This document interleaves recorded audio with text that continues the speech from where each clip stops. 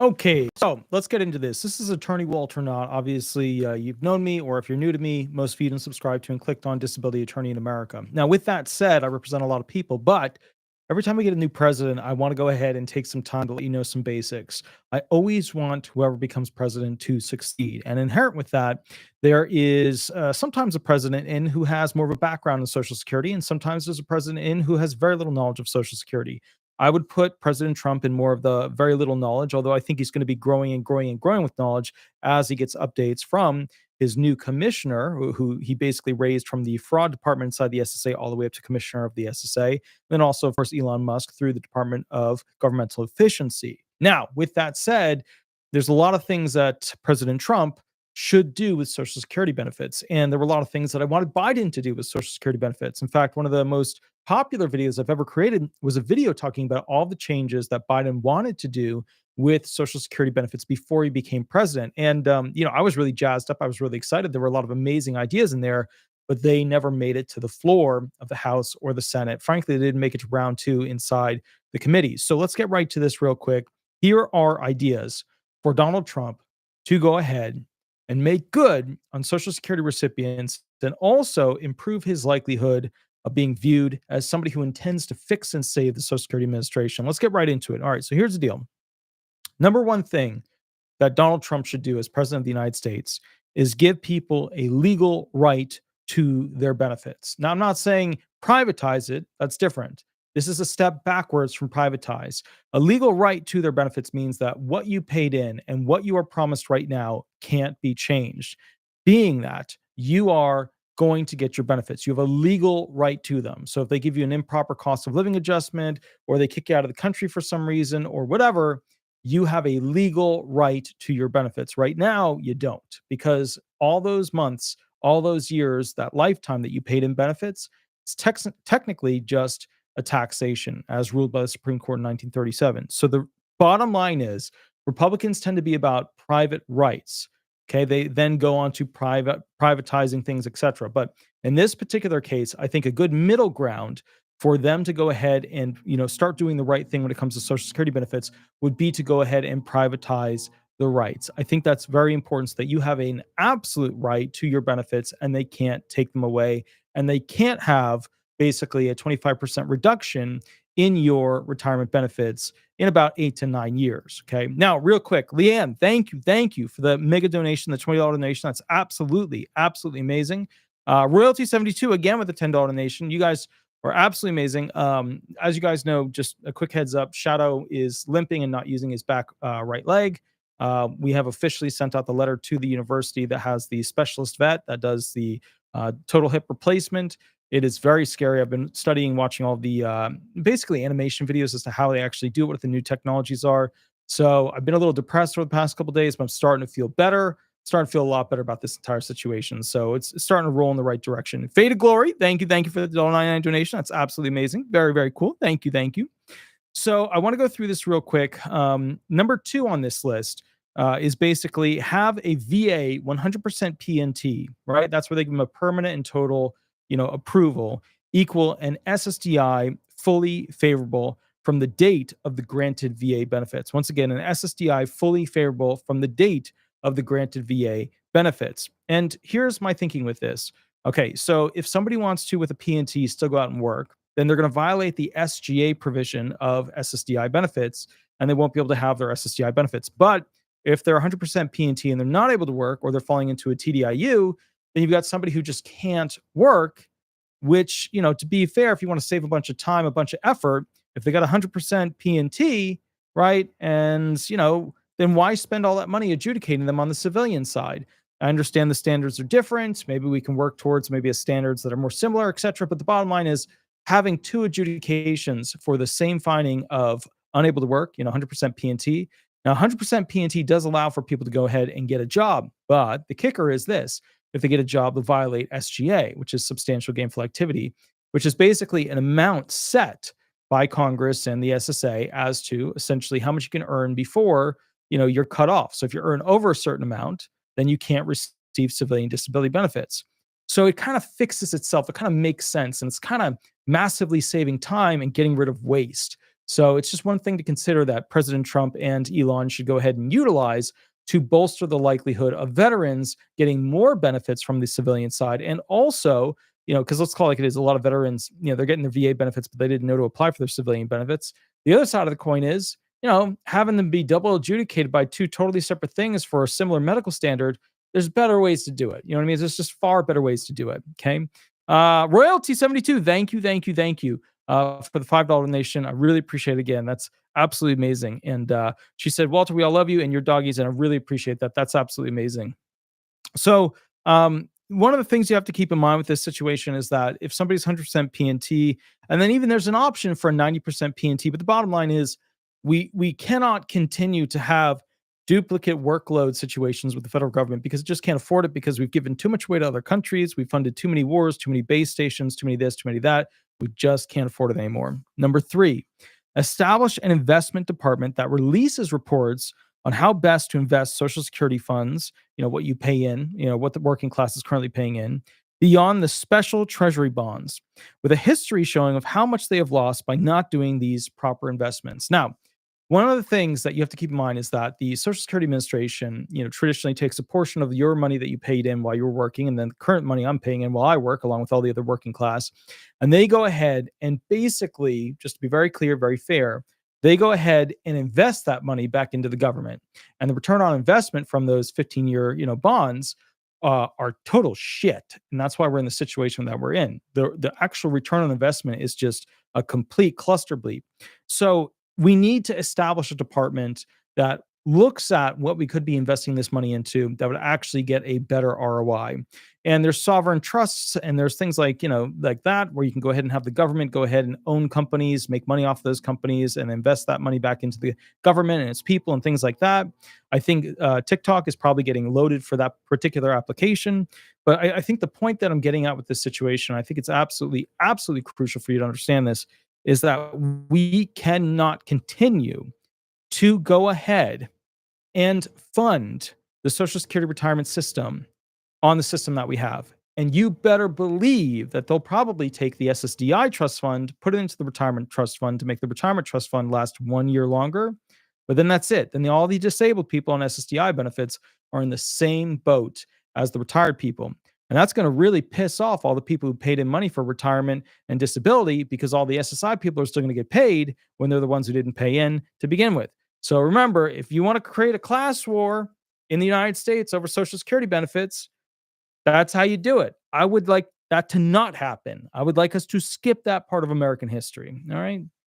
Now, with that said, next one. Once we have the reports, we should basically diversify assets away from special interest bonds as the main unit of investment. There should be a portfolio of stocks, bonds, utilities, precious commodities, non-standard securities, land, and business investments. That's the smartest way to fix this. It's the fastest way to fix this. Basically getting it to earn money from the actual money that we pay in, instead of reinvesting it into the government and watching money disappear to overseas. We can't keep taking most of America's Social Security benefits and having the government spend it with IOUs attached to it and expect the system to exist and be able to pay its bills in the future, because we know it won't. We actually know the date when it won't.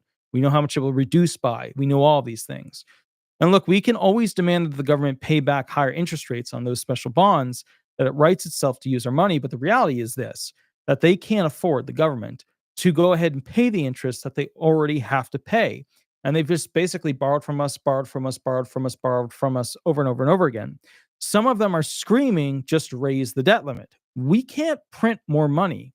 We can't borrow more money. We have epic inflation. That's it. We hit the end point. We're there, Now we need to be fiscally responsible, whatever the hell that means. And with America's Social Security tax money, and having the government play monopoly with it has caused yet again another colossal spending collapse. Now, for some of you who got on me about saying that I should not have used the word in the video this morning about a social security system collapse. Some of you got big, you're very upset, you're creating fear for the elderly. How dare you, yada, yada. I just want to point out something real quick. As I was making that video, and I effing quote, ultimately, you're going to see the system collapse and an interruption of benefits. Past Commissioner Martin O'Malley said at the exact same time that I was making that video, this came out at the exact same time. So no offense to the people who are a bit of schmuckaroos on a stick to be flicked. You need to understand that some of you need to realign your reality of delusion with a reality that makes sense. Okay. I'll read it again. Ultimately, you're going to see the system collapse and interruption of benefits, O'Malley said. I believe you will see that within the next 30 to 90 days. Ahead of any interruption in benefits, people should start saving now, O'Malley said. Okay. This was the guy that I really liked at the SSA, who was an awesome, very awesome commissioner of the SSA. He did a really good job. He was a Biden pick, but whether you're Republican or Democrat, from like doing a good job with the SSA standpoint, he was a really good commissioner. He's more of like a middle Democrat. He's not. He's more of like a Kennedy style Democrat. He's not so much like the modern, like super, rainbow colored hair screaming into the camera. And I know some people are like, I don't know any super left people with rainbow colored hair. And like, you got to understand, like when you say that to me, just be fair to yourself. You know what I mean? Like, I get that you're defending the left. I defend the left more than you do. And I shouldn't, because I work with the homeless all the time and it's not all left people. And there's a lot more left people that should be at the homeless facilities that I go to. So just to be fair, like there's a lot of like, there's a lot of BS on that side. Same with this side, but this side basically is more on the, rights, government, fiscal responsibility, tighten the belt, suck it up. Very unpopular. This side is more on the daydreaming and what it can become side and the woo, With that said, like I always say every video, you need both sides. You need the dreamers and you need the people who hold the reins and say, what can we afford? You need the people without the wallet that are looking at something they want to buy. And you need the people with the wallet that know how much money is in there. You need both to successfully have this thing work. All right, next thing, number 5, or I guess 4, have social security numbers have a social security number creation and social security number redesignation report each month. Each 6 months be sent to an independent study department who does not report to the President of the United States. Okay, why am I saying this? I believe that there's underlying fraud. Well, I know that there's fraud. We know that there's fraud because we see OIG basically with district attorneys arresting SSA employees for creating fake people. So what I'm saying here is there needs to be a social security number creation and redesignation report created every 6 months that's sent to an independent study department who does not report to the President of the United States, but is rather independently run by rotating accountants. Why? Because the key to voting is through social security numbers. The key to benefits is through social security numbers. The key to existing as an American citizen, which means you're way ahead of where other countries are at, is a social security number. And my point with this is that we need to start protecting the system a lot better. Okay. All right. So here's the bottom line. To be fair, every state for every election, for every cycle needs to require some sort of identification with image to be able to vote. I'm not sure. I know people say it's racist to request that. I know people say it's basically a thing against immigrants. We need to have a system that we can rely on that is consistent so that we know who everybody is, because we don't know who everybody is. I have cases where people take over, social security numbers, IDs, all that stuff.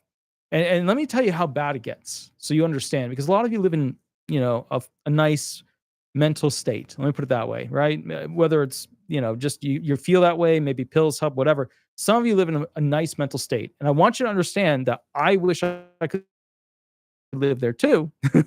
And some of you say it's a horrible mental state. And I believe you. You have to understand there are people who will go into a small town. They'll take out a family. They'll take their social security number accounts. They'll borrow money against them. They'll create fake people off of them. They'll do all of that stuff. You have to understand that you have to look at the criminal application of what's going on, not based off of the limitations that are put on government employees, but based on the capacity of criminals to actually beat the system. And the system doesn't have to be beaten when they click buttons at the lowest level of the Social Security Administration with some field office, specialist. It's beaten by basically people absorbing people that no longer exist. Organs harvested for extra money no longer exist. Okay, you got that. Cool. All right, so here's the deal. If you are unable to vote, it means you can reach about. All right. So here's another thing. So if you're unable to vote, it means that, basically we need to go ahead and find a way, if you are somebody who should be voting, to create a system that will assist you to be able to get in there and vote. We got to work on immigration. We need more immigrants. A lot of people are anti-immigrant now because of what happened with Biden. That is the side effect of uncontrolled immigration, right? Going forward, we're going to have controlled immigration. The immigrants are not our enemies. We need them, and we need them badly, because the number one problem for this country is the number one problem for Social Security benefits, which is the number one problem that can be fixed by immigrants, which is fertility rate. If you ask any person who knows Social Security, any person who knows Social Security benefits at all, right, knows it well, knows it reasonably well. The number one problem is fertility rate.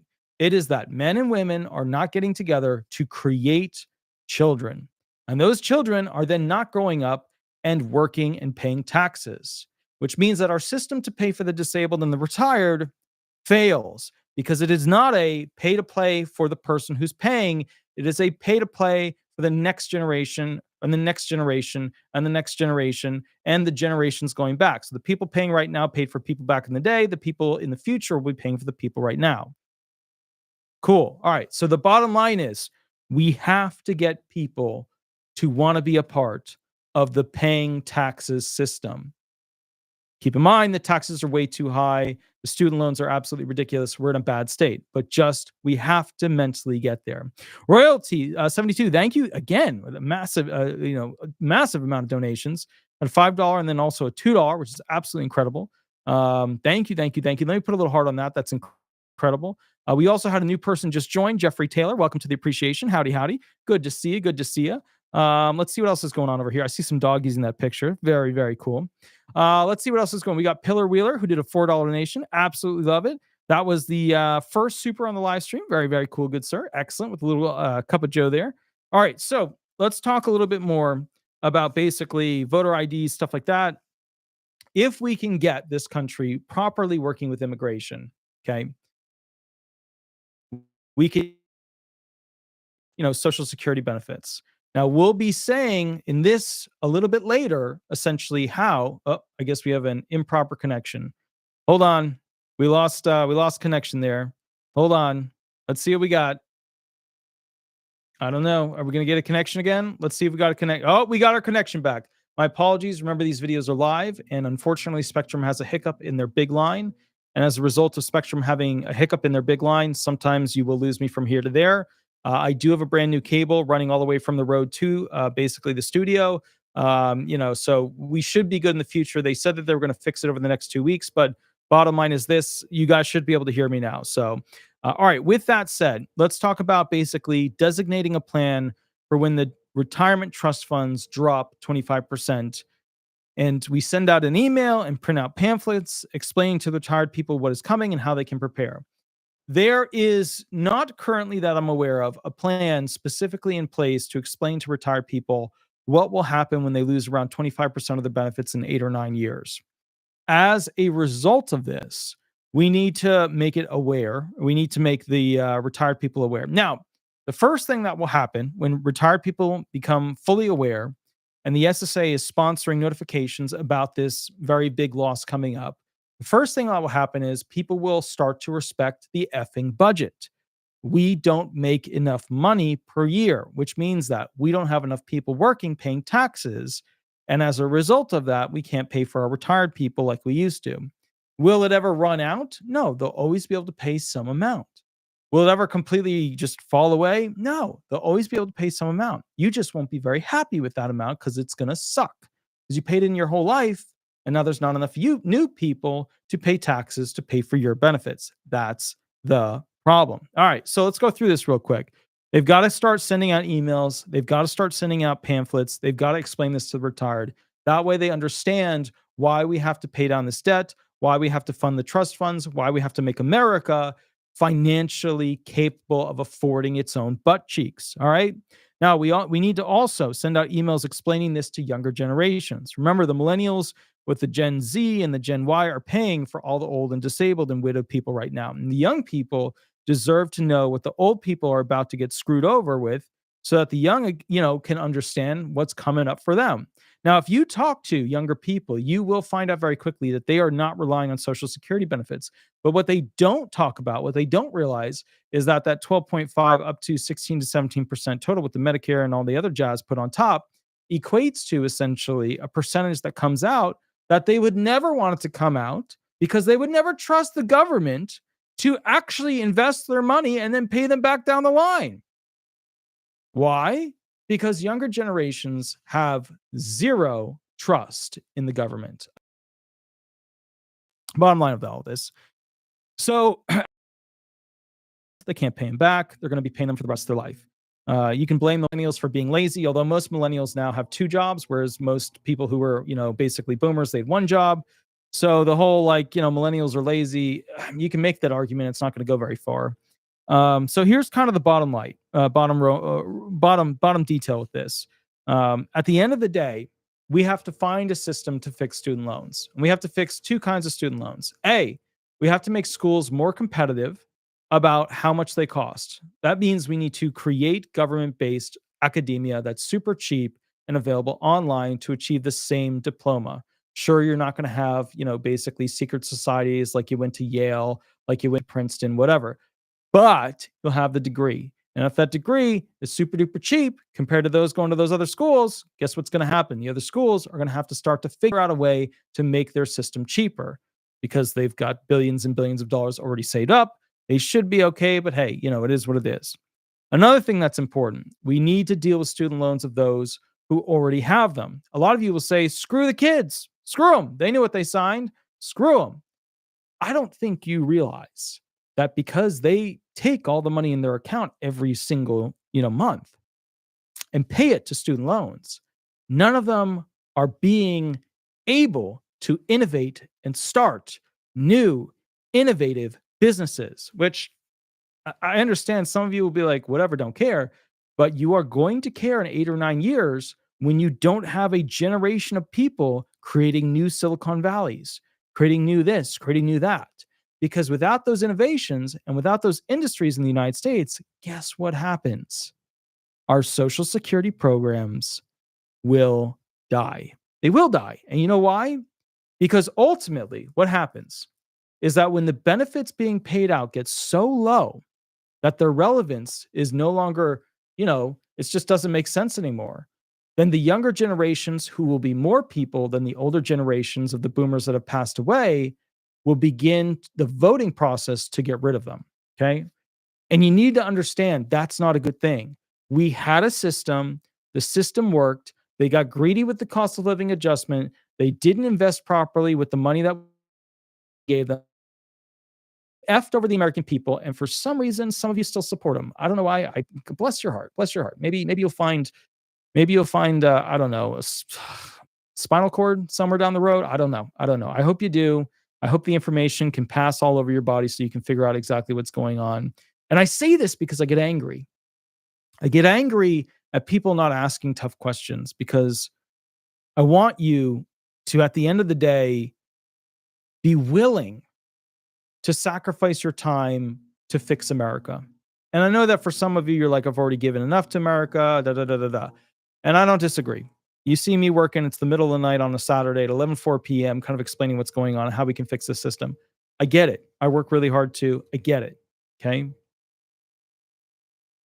But as a disabled community, it is crucial that you protect your benefits. As a retired community, it is crucial that you protect your benefits. All right, so let's keep rocking and rolling through this real quick, talk some more about stuff. All right, we need to create a class of economic financial restrictions on utility and mortgage profiting for the elderly people. Making them get HELOCs to survive is completely effing unacceptable. I believe that we need to have special mortgages for the elderly. I believe we need to have special utility restrictions beyond what we already have for the elderly. For example, most disabled veterans in most situations do not pay any material amount of property, taxes. And a lot of their utilities are reduced. Okay, cool. We give that to veterans. Can we please consider giving that to more elderly people? Can we please consider giving that to more disabled people? Some of you have counties that care. Some of you have states that care. Some of you have all these things that push.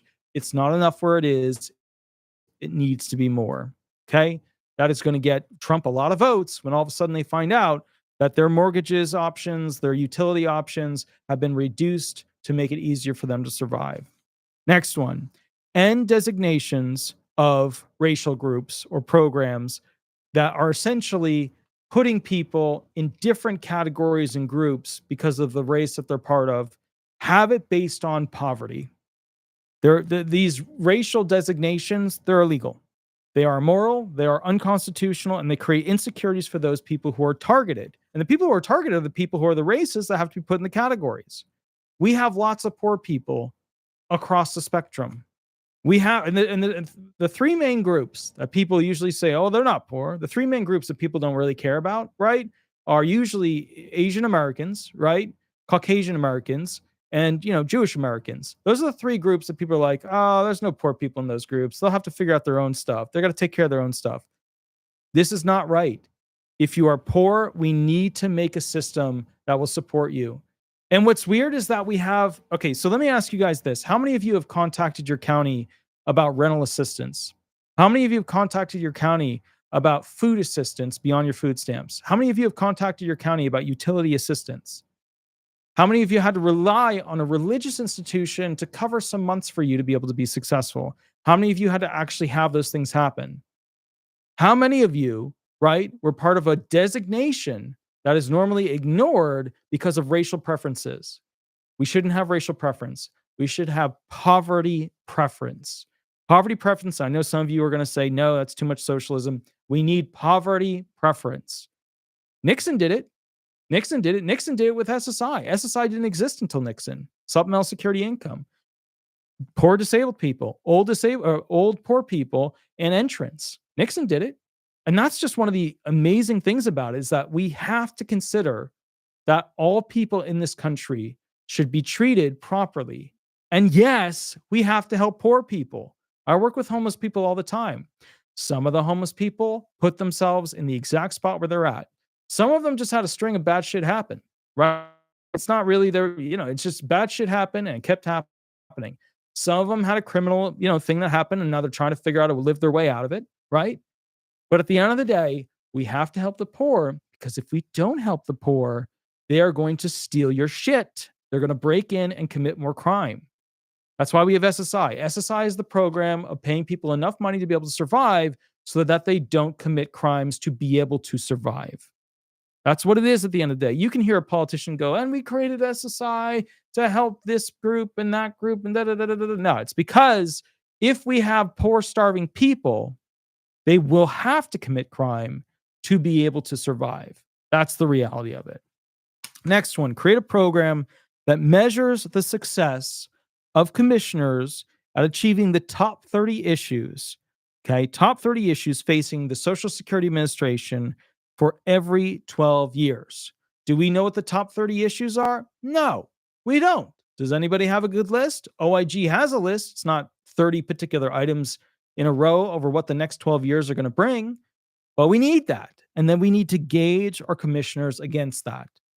Then rate each commissioner based on the metrics of that program. It will force a baseline understanding of what is getting changed positively for the American people so that they can vote for presidents who support overachievers that run the SSA.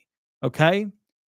We have a beginning to that, right? Martin O'Malley created a security stat program. That was very good. All right. We now have a commissioner in that's working on getting rid of fraud and waste inside the Social Security Administration, who's working with OIG. That's very good. We need these people to be able to be measured. We don't have a measurement system right now. Now, you would never get a commissioner who would normally measure the success of the SSA, and it took somebody who wants to be president of the entire country to actually put that program in place at the level that he did. So, that's why we got a little lucky with Martin O'Malley, why he worked so hard, why he was constantly running around trying to figure out how to fix this system. Next detail.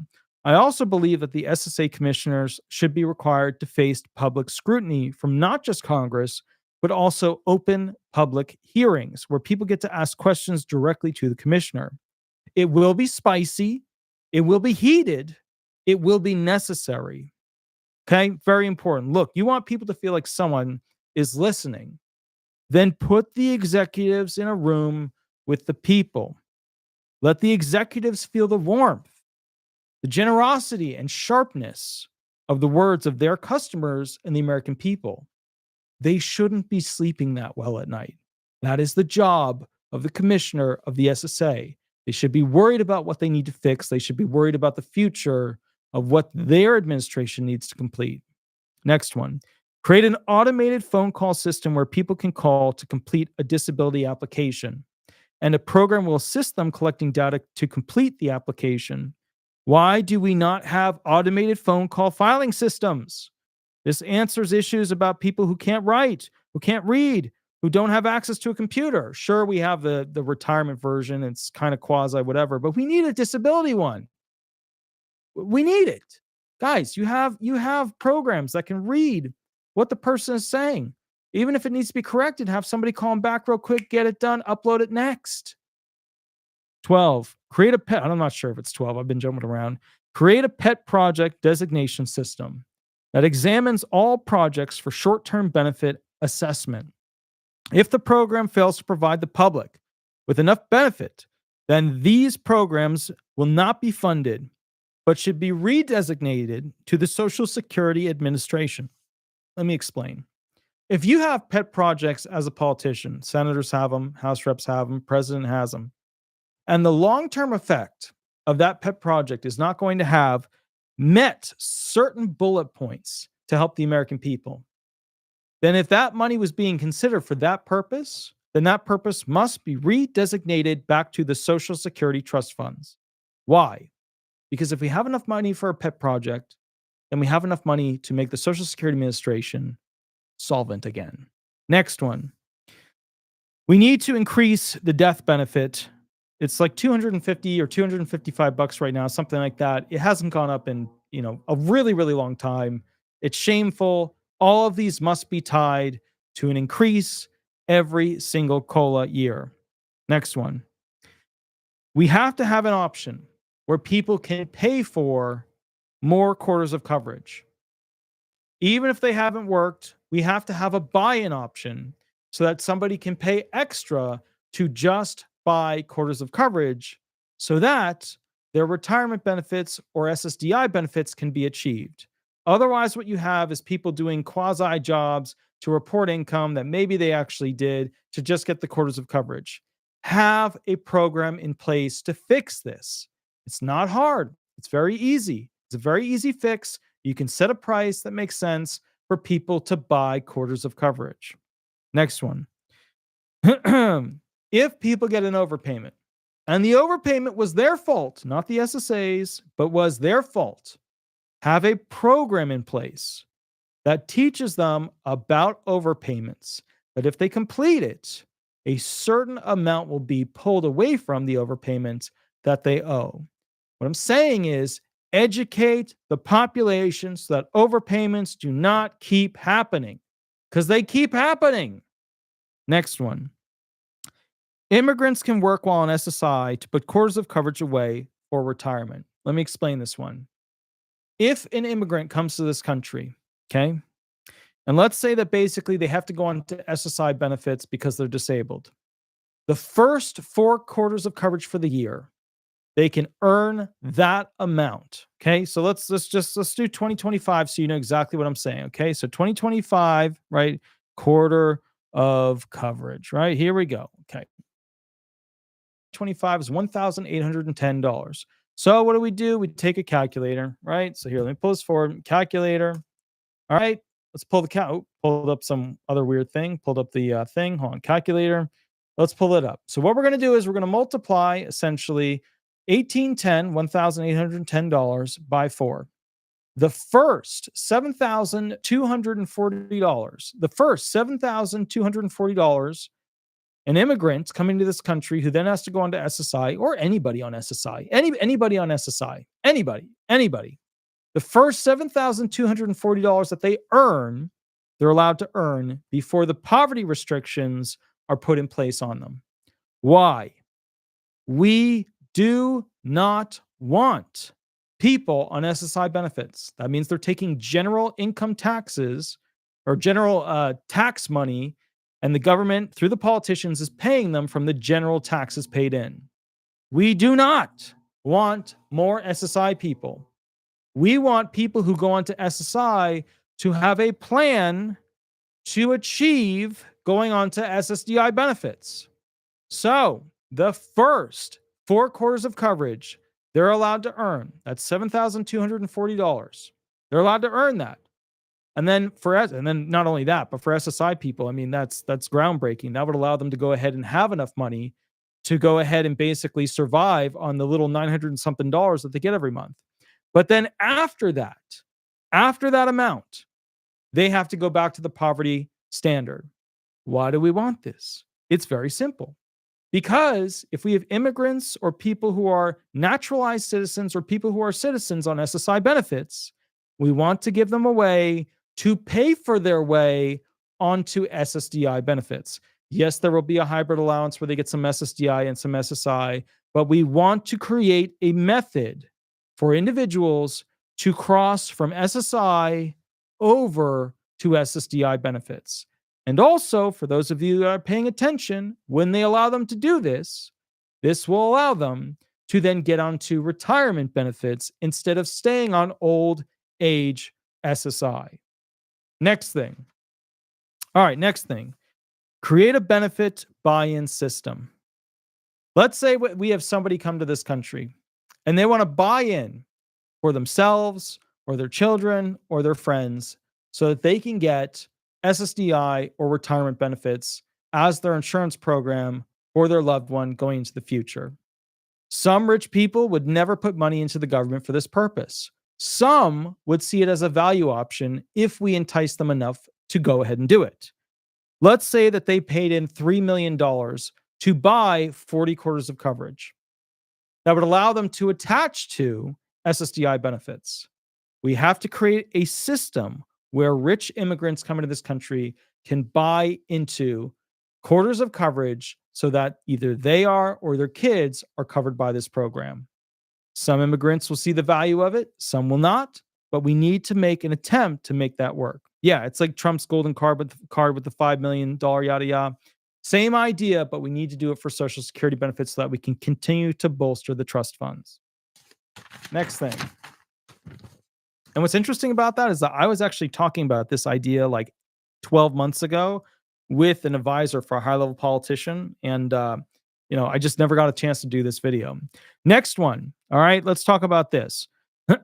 We need to put the national debt on every single front page of the federal government agency websites. Once again, we need to put the federal debt amount on every single front page of every single government administration's website. The American people have been lollygagging with understanding that for way too long. They need to understand how bad things actually are. Next one. There needs to be an executive order that all schools must include a constitutional law class, and in that, a chapter on Social Security benefits. If younger generations do not understand what they're trying to protect, if younger generations do not understand what they need to keep fighting for, then they're not going to vote for it. They'll vote against it. And the people that are becoming older right now will end up losing their opportunity to get access to those benefits. Some of you will say that's impossible. Go look up the 1937 ruling on taxation. What you paid in was tax dollars. It was not future benefit dollars. All right, with all that said, I hope you guys understand why we're doing this, what's going on with this, etc. Okay? And you have to understand too, and see, like, that's the thing. Like, I see this person here, Anila, the chanter, she said, I'm done with this, it's dumb, it's a scam, blah, blah, blah. There's a lot of people who are essentially completely mentally removed from how this program works. There's a lot of people who have extreme political beliefs, right? You have the prophets who believe they are God on one side. You have the super, multicolored hair and screaming into a camera that they're the majority and everybody has to do what they say and that they're the modern future, blah, blah, blah. I get it. A lot of people are part of a cult nowadays on the left and the right. I get it. But that doesn't help Social Security recipients. And my concern is that these cults are getting in the way of the American people having actual money to survive. Cults don't matter when you put the homeless and the disabled and the retired and the spouses under the wheel of the bus. Cults don't matter when it comes to that. Please remember that we have to fix this program, because if we don't, there's going to be more homeless than you've ever seen. Okay? More homeless than you've ever seen. All right. I will catch you all a little bit later. You have an absolutely wonderful, wonderful night. I'm going to be doing one more video, which is specifically on the new Tom's recent change regulations, specifically on ambulatory devices.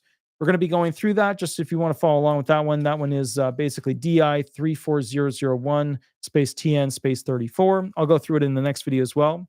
Please remember, if you like these videos, go ahead and like them, subscribe them. A like is super important. We got 372 likes. Give it another like. With that said, also head over to Google, type in disability resolution or disability resolution law firm. Throw some stars up there, whatever you feel is appropriate.